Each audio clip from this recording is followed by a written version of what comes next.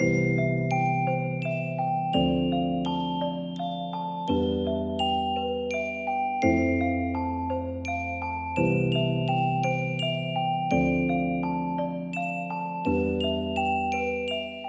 de um relacionamento. Claro que nenhum casal quer que isso aconteça. Porém, às vezes, é necessário até para manter a paz e a harmonia de uma casa. Mas como é que fica a situação dos filhos nesse caso?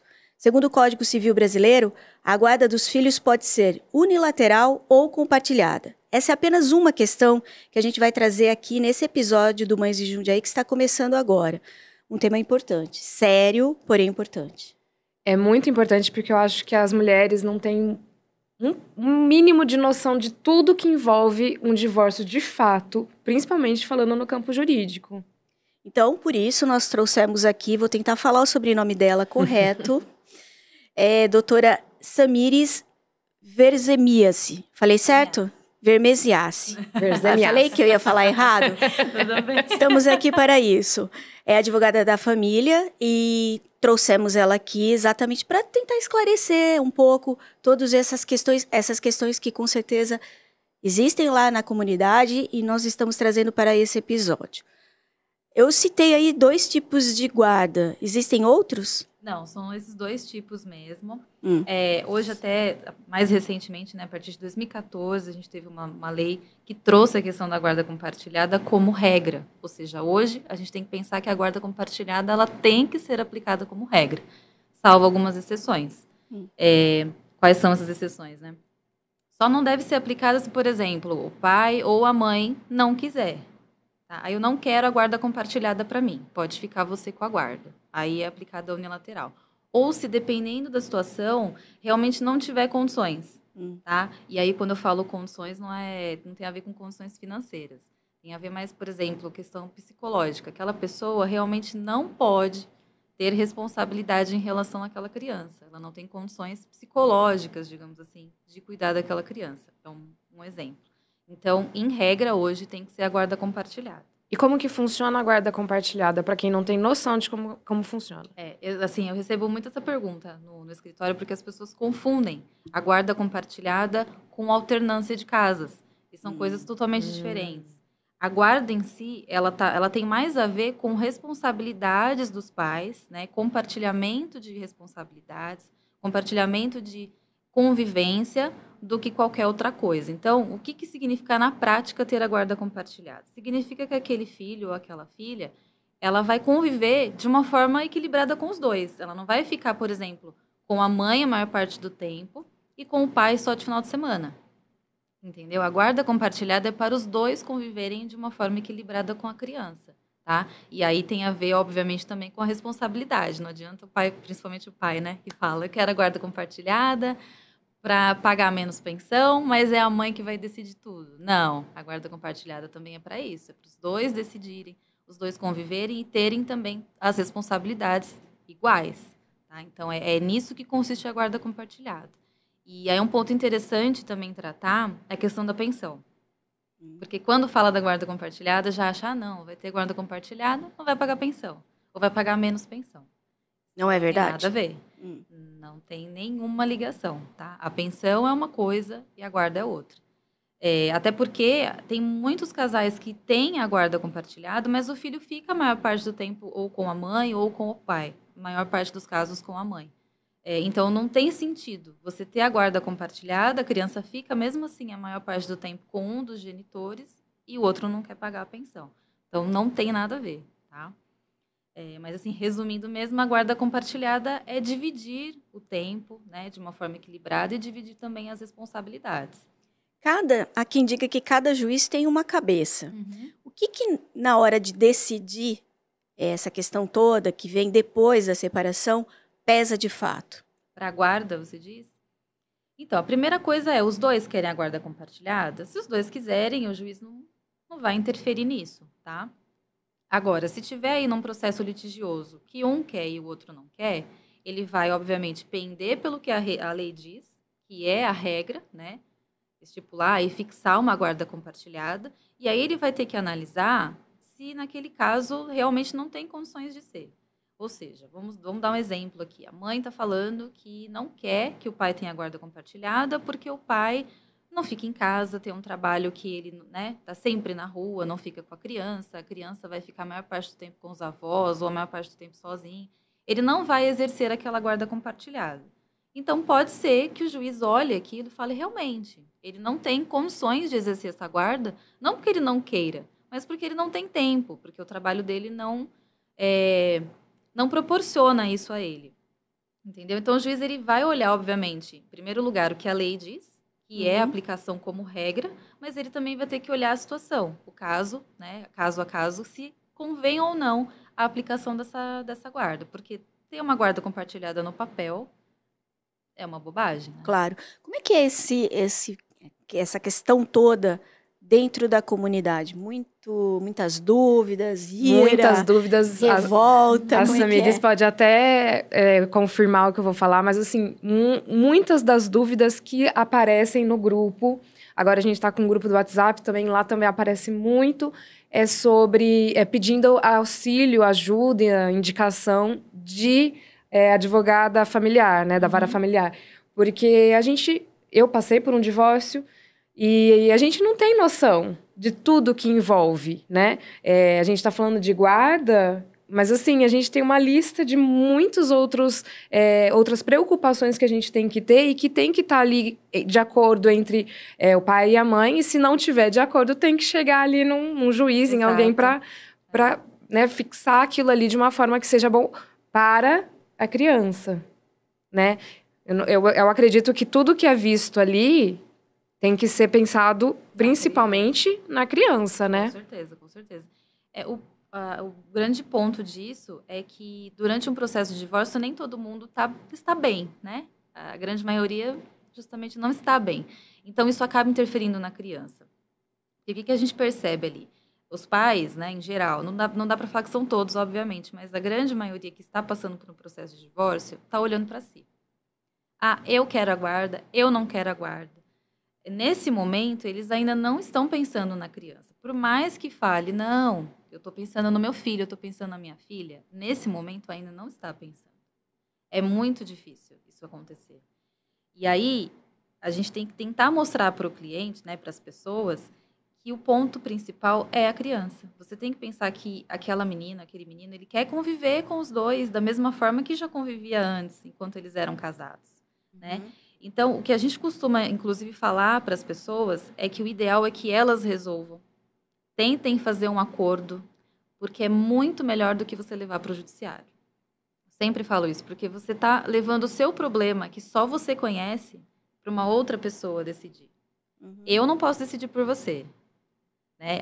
O meu papel aqui é te dizer, olha, a lei fala isso, a lei fala aquilo, você que vai decidir. Se você levar para um juiz, a gente vai ter que convencer o juiz de determinada coisa, o outro advogado da outra parte vai ter que convencer também, e aí a gente vai ter que torcer para o juiz acreditar na gente. Então, o ideal é que as pessoas se resolvam mesmo, tentem chegar num acordo, porque vai ser melhor do que levar para um juiz. Até para evitar o desgaste para a criança, né? É muito desgastante. Um processo litigioso, um processo de divórcio litigioso envolvendo filhos é muito desgastante. Porque tende a piorar. Até o casal realmente passar por esse processo de luto, digamos assim, demora muito tempo. Então, acaba interferindo sempre na criança. Ninguém quer, né? É só a gente se colocar no lugar da criança. A gente não quer que nossos pais fiquem brigando, a gente não quer ter que ir para o fórum para dar nenhuma opinião. Né? A gente não quer um falando mal do outro. Falar, olha, o seu pai não paga pensão, a sua mãe fica falando mal de mim. Né? Você aí acaba até comparando a criança com um ou com o outro. A gente vê bastante isso. Isso é verdade. Quando a criança comete alguma coisa, tem gente que faz isso, né? Você é muito teimosa, igual seu pai. Você é muito, muito teimosa, igual sua mãe, sabe? Assim, tudo vai interferindo na criança. E entra, inclusive, a alienação parental durante o processo de divórcio. Porque eles estão disputando tanto que eles começam a utilizar a criança para disputar também. Coloca a criança na briga e, assim... eu não conhecia, de fato, o que era alienação parental. E aí, quando a gente vai descobrindo, né, e vendo acontecer muito ao redor, nossa, gente, é uma coisa que, assim, claramente a pessoa não está entendendo o quanto isso afeta a criança, o quanto a criança, o psicológico dela, né? Ela endoidece. A gente ainda vai trazer uma psicóloga aqui, né, Marcinha, para falar. Eu ia, inclusive, fazer uma parte aqui, pedir encarecidamente, se tem uma psicóloga que está nos acompanhando nesse momento e interessada em falar sobre esse assunto, queremos muito trazer, porque também tem esse lado, o jurídico a gente sabe que ocorre, mas como fica a cabeça, né? E essa questão toda que vocês estão falando aqui, eu não sou mãe, mas sou filha, é muito complicado quando você cresce ouvindo certas coisas, porque aquilo vai influenciar lá na frente, na mulher que você vai se tornar, na companheira que você vai se tornar. E eu só imagino que ser mãe não deve ser uma missão fácil. Eu sempre falo isso aqui. Não é. Não é, e é muito fácil também você culpar seus pais por tudo, já diria Legião Urbana, né? Mas, assim, tem coisas que dá para ser evitado, né? Então, vamos cuidar das crianças, porque pode se tornar um adulto daquele jeito que a gente já sabe. A Lívia falou da alienação parental, eu queria falar um pouquinho mais sobre isso. O que vem a ser, quando que é adotado, o que traz de consequência, enfim. A alienação parental, a lei traz alguns exemplos, tá? Então, se a gente pegar a lei, a gente não tem que se restringir àquilo. São só exemplos. Mas só para entender em linhas gerais, seria qualquer ato que pode ser praticado pela mãe, pelo pai, pelos tios, pelos avós, até por babá às vezes é praticado. Então, é qualquer ato que você pratique para colocar aquela criança contra outra pessoa. Para sujar, manchar a imagem da outra pessoa, até você conseguir afastar, né? Prejudicar esse relacionamento. Então, qualquer coisa. Você pode ser falando mal da outra pessoa, pode ser afastando fisicamente, tá? Por exemplo, vamos colocar aqui um pai, só para a gente não ficar falando da mãe, porque parece que é só a mãe, mas não é. O pai que a mãe arrumou um novo namorado e o pai fica lá falando mal, falando que a mãe não quer saber mais da criança, que a mãe vai casar de novo e vai ter um outro filho, não vai querer saber mais da criança. Isso, por exemplo, pode ser considerado uma alienação parental, tá? Isso, repito, pode ser praticado por qualquer pessoa. Eu friso muito isso, porque como a gente está aqui falando principalmente para mães, muita gente fala que a alienação é só praticada por mães. E não é verdade, tá? Não é verdade. Sempre a mãe leva a culpa de tudo. Sempre. Mas não é. Ela pode ser praticada por qualquer pessoa. Existem avós que praticam também. Porque, separou, parece que fica com raiva do ex-genro, da ex-nora, e começa a falar mal para a criança. Toma as dores. Exato. E, às vezes, a alienação acontece também durante o casamento. As pessoas não percebem, mas não acontece só quando se separa. Tem gente que acha natural ficar falando certas coisas, sabe? Ficar manchando mesmo a imagem do outro porque acha que a criança não tem que conviver com aquele familiar. Que a alienação não é só contra os pais, tá? A alienação pode ser realmente contra os avós. Terceiros. Contra aquele tio que é um pouco mais distante, mas que gosta da criança. Então, a alienação não é só quando acontece um processo de separação, de divórcio. A alienação pode acontecer em qualquer momento. Embora a gente saiba que existe a guarda compartilhada como um direito, aquela história que a gente ouvia de que mãe tem suas preferências na hora de ficar com a criança é real ou já não existe mais? É um cenário que não perdura? Então, pela lei, não existe essa preferência, né? Mas a gente tem ainda uma questão até social, né? Sempre foi assim. Antes da guarda compartilhada, antes de 2014, a gente não tinha essa modalidade. Era só a guarda unilateral. Então, o que acontecia? Os casais se divorciavam, a criança automaticamente ficava com a mãe, a guarda unilateral, então a mãe decidia tudo, a criança ficava a maior parte do tempo com a mãe e o pai ia só visitar, né? Mas isso é uma questão histórica, né? Uma questão histórica, social, de que sempre a mãe foi responsável por tudo em relação ao filho e o pai passava um tempinho ali, trabalhava a maior parte do tempo para prover o lar e passava um tempinho com os filhos quando dava, né? No final de semana, ia fazer alguma coisinha ali, uma coisinha aqui. Então, é uma questão histórica. Mas mudou bastante, né? Mas não tem essa preferência, na lei não tem essa preferência. Só que por essa questão histórica, é mais difícil você desconstruir isso. Quando o casal se divorcia, na nossa sociedade, né, na nossa cabeça já está enraizado aquilo. A criança vai ficar com a mãe. Tanto que quando uma criança fica com o pai, é por escolha do próprio casal, causa um certo espanto na maioria das pessoas, né? Fala, nossa, mas por quê essa criança quis ficar com o pai? Como se fosse algo errado, né? porque tem essa questão muito enraizada ainda na nossa sociedade, mas não tem uma preferência pela lei. Tem mais uma questão social, histórica, de que é muito normal uma criança ficar com a mãe e não com o pai. Mas isso não tem nenhuma preferência, nenhuma vedação legal. A criança pode escolher? Escolher, não. Tem uma idade, né? A partir dos 12 anos, essa criança ela pode ser ouvida no tribunal. Ela pode, de repente, falar para um juiz que ela tem vontade de morar com a mãe, que tem vontade de morar com o pai.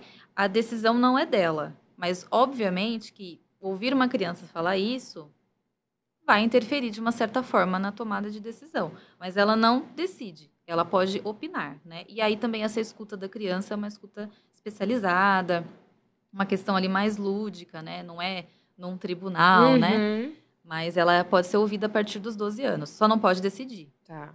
Mas existem situações em que ela precisa ser ouvida. Sim, existem situações. Por exemplo? Assim, geralmente a criança é ouvida quando envolve violência dentro da família. São questões mais graves. Sério? Não é num processo... Tá discutindo guarda, vamos ver com quem ela quer ficar. Sim. Tá? Não é assim que funciona. Porque a gente evita, né? Não é interessante levar uma criança no fórum, né? Não é legal. Qual foi o ponto mais difícil para você durante esse processo todo? Houve? Ah, sempre há.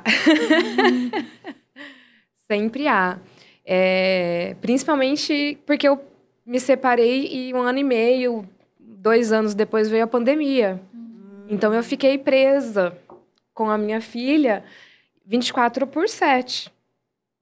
Foi o tempo inteiro, foi uma loucura. E nessas horas a gente vê que, assim, não dá. Simplesmente não dá. Você tem que dividir, você tem que ter o seu tempo.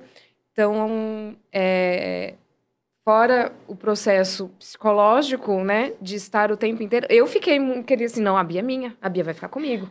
Essa questão da mãe, é minha, vai ficar comigo.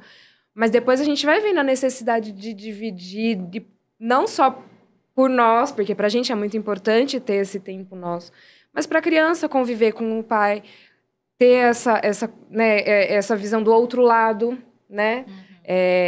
Porque eu perguntei exatamente do quando ela pode decidir, porque eu acredito muito que daqui a algum tempo a Bia vai fazer 10. Daqui a algum tempo ela vai falar, mãe, hoje eu não quero ir pra casa do meu pai. Ou, hoje eu quero dormir na casa do meu pai. Hoje ela é criança. Eu e o pai dela, a gente se acerta com relação a isso. Mas daqui a um tempo ela vai querer tomar essa decisão por conta e a gente vai ter que entrar na conversa com ela, entendeu? Então, por isso que eu até perguntei. Ela vai poder, porque às vezes hoje ela é pequenininha. O pai dela faz alguma coisa que ela não gostou. Eu quero ficar com você. Ou eu dou uma bronca porque não estudou, não fez dever. Eu quero meu pai. É até por isso que não tem essa possibilidade. Porque a criança nesse momento, e adolescente também, principalmente, eles vão pender para onde está melhor. Sim, claro. Onde tem menos regras, talvez, né? Onde é mais fácil. Aquela casa onde eles não precisam fazer tanta coisa, tantas tarefas, né? Obviamente, eles vão preferir. Então, até por uma questão de maturidade mesmo. Eles não têm maturidade ainda para decidir. Agora, esse ponto que você falou de, minha filha vai crescer e ela vai, de repente, pai, hoje eu quero dormir na casa do meu pai. É normal, né? E por isso que é tão importante os ex-casais se darem bem. Porque senão não vai funcionar. Imagina, você não se dá com seu ex-marido e aí sua filha quer dormir na casa dele, como é que vai ficar a sua cabeça? Eu deixo ou eu não deixo? Aí não é nenhuma questão de deixar, né? Qual a idade da criança? Por que ela não pode ir para casa do pai, dormir na casa do pai? Na verdade, a gente entende que quando tem, como a gente falou no começo, quando a gente tem um fim de um relacionamento, não é fácil. Não. Nem para um lado, nem para quem quer, nem para quem não quer. Para ninguém é fácil. Eu tenho um entendimento com o pai da Bia muito grande de que tudo o que a gente vai fazer é por ela. Então, a gente pode não se dar bem. A gente se dá como ex-marido. A gente conversa, mas assim, a gente tem um entendimento muito grande, e óbvio que isso é um processo, não é de uma hora para outra, de que a gente tem que pensar na Bia. Então, assim, nós dois como casal, não deu certo. Vida que segue. Mas a gente tem um elo ali que vai perdurar para sempre. Então, uma coisa que a gente conversa muito, e graças a Deus, 95, quase 100% das vezes, a gente se entende muito com relação ao que a gente quer pra Bia. A gente conversa, um expõe um lado, o outro expõe o outro, a gente se entende. E desde sempre, casados e pós-divórcio, a gente sempre procurou um caminho. Obviamente, às vezes tem que ceder, às vezes eu tenho que ceder, a gente tem que ceder.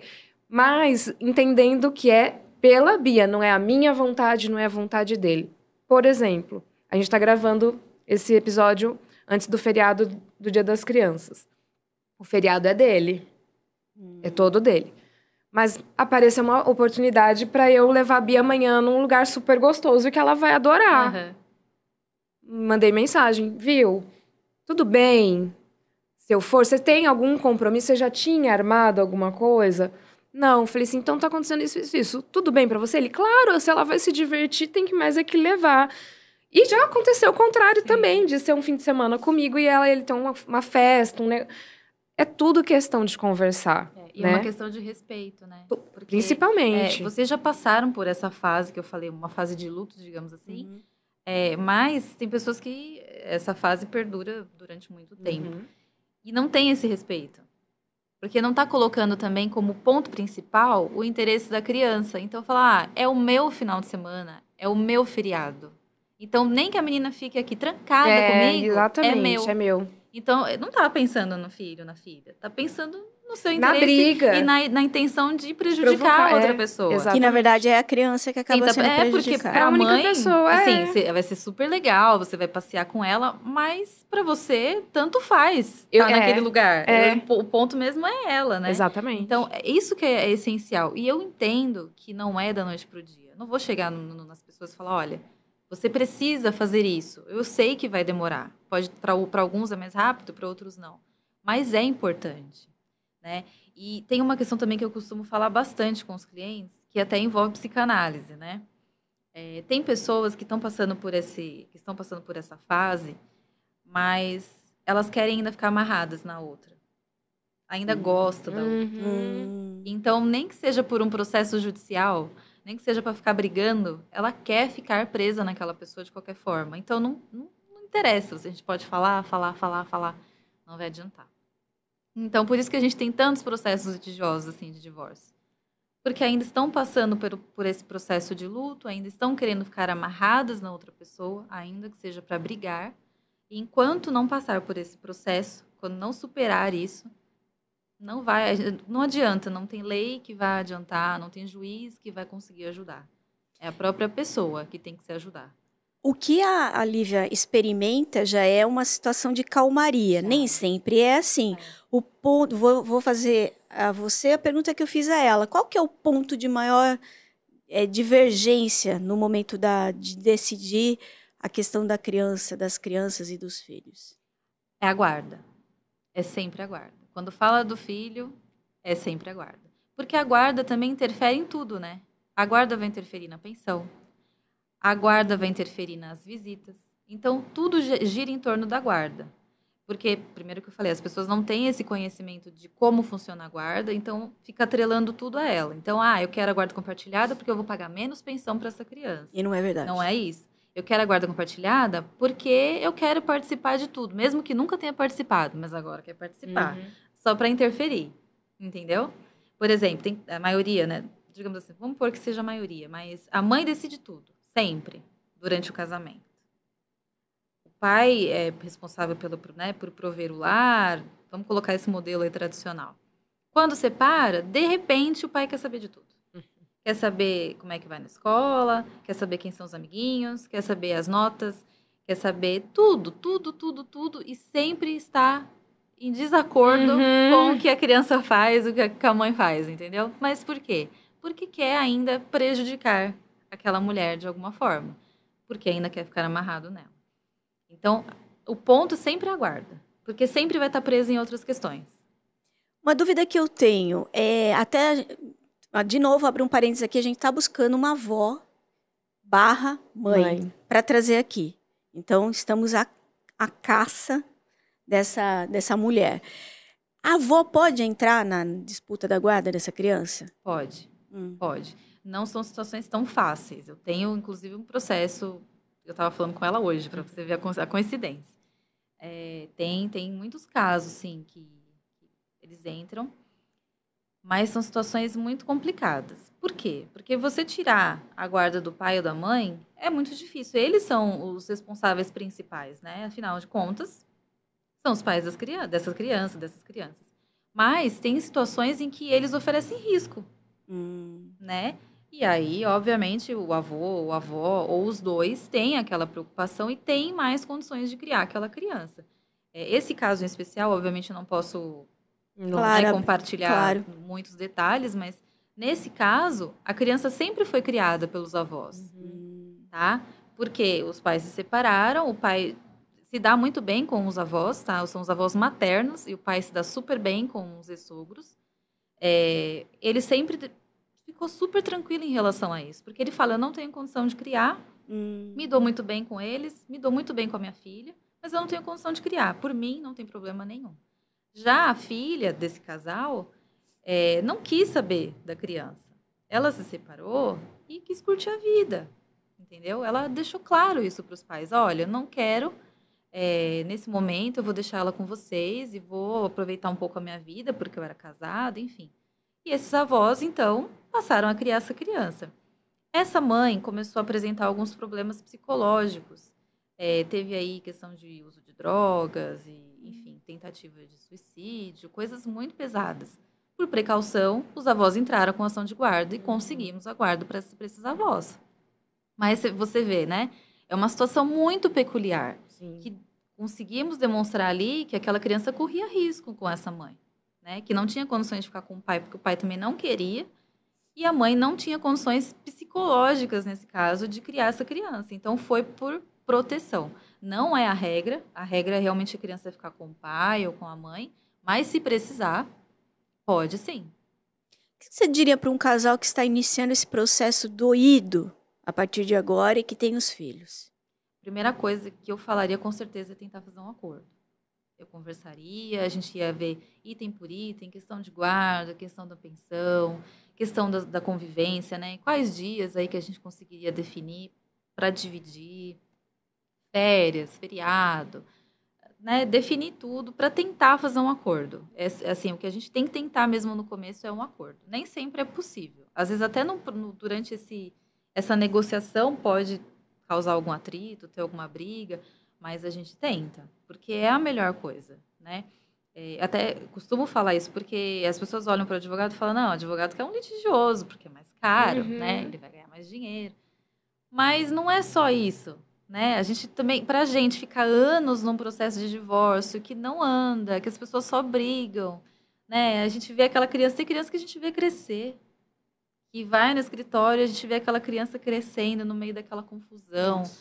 A gente fica com dó daquela criança e não pode fazer nada. É humano, né? É humanizado, né? diferente, assim, não é um processo aí que você está discutindo só dinheiro, uma questão patrimonial, não é isso. A gente está ali lidando com famílias, né? E principalmente com crianças. Então, é muito difícil para a gente olhar e ver o processo se estender aí 3, 5 anos e nada se resolver, porque tem sempre alguma picuinha, alguma coisa. As audiências são muito pesadas. É muita briga. Nem todo advogado contribui para uma decisão pacífica ali. Tem advogado que gosta daquele litígio e fica instigando. Então, a minha recomendação é sempre tentar consensual. Mesmo que seja com um advogado diferente, Sim. não tem problema nenhum. Mas que tente fazer um acordo e que procure sempre um advogado que tenha essa visão. Se de repente você consultar alguém que já vai partir para a briga, dificilmente vai conseguir te ajudar. Porque a pessoa só está interessada na briga. Algo mais? Eu só queria fazer um adendo aqui que eu acho importantíssimo. Dinheiro de pensão não é para pagar o salão de beleza da mãe, não é para pagar um silicone, não é, gente. Então, assim, pensão é para criança. Não vem com essa historinha, porque...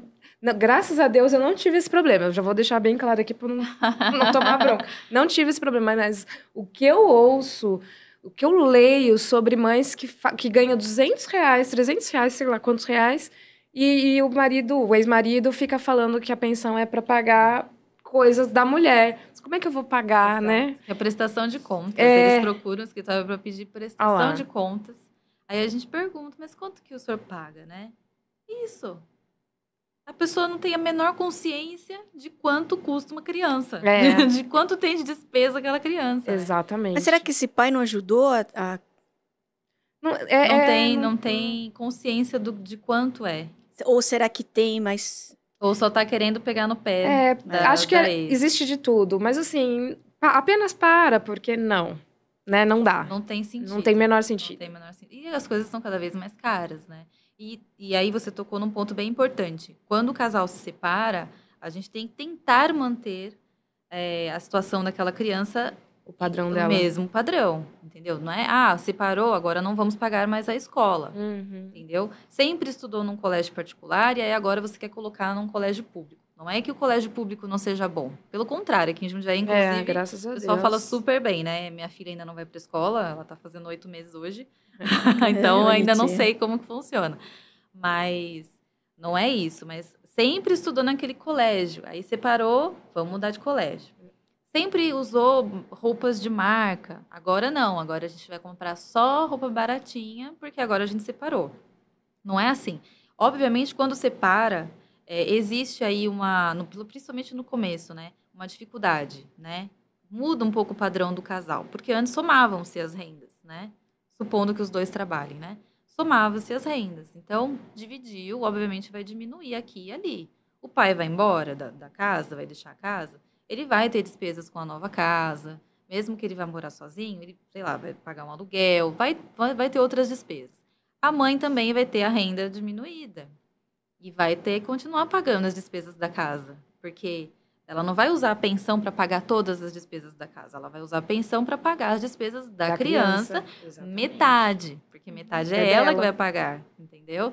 Então muda. Só que tem que tentar, os dois em conjunto, tentar manter o mesmo padrão da criança, porque a criança não tem nada a ver com isso. E ela já está vivendo o impacto emocional da separação, grande. Exatamente. E aí tem toda essa mudança, imagina. Já não mora mais com os dois. Aí muda de colégio, muda os amiguinhos, muda toda uma estrutura, né? Então tem que tentar, sempre que possível, manter esse padrão. Mesmo que tenha essa diminuição financeira, né? Essa mudança, tem que tentar manter. Bom, gente, é um podcast, né? Não dá pra gente ficar aqui de eterno assunto temos, mas não dá. É um tema importante que renderia muito mais, mas não dá. Então, assim, a gente está concluindo esse. Quer completar com alguma coisa? Eu acho que eu consegui falar tudo que eu precisava falar nesse episódio. Doutora, algo mais? Não. Por mim...